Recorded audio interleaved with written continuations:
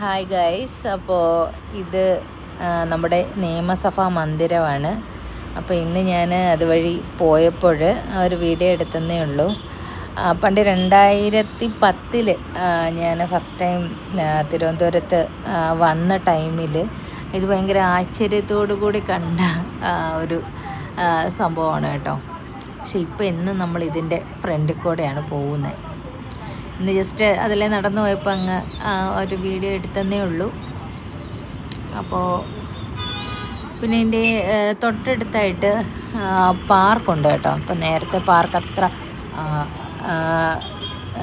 അത്ര ഇതായിട്ട് നല്ല കണ്ടീഷൻ അല്ലായിരുന്നു. അപ്പോൾ ഇപ്പം നല്ല വൃത്തിയൊക്കെ ആക്കിയിട്ടുണ്ട്.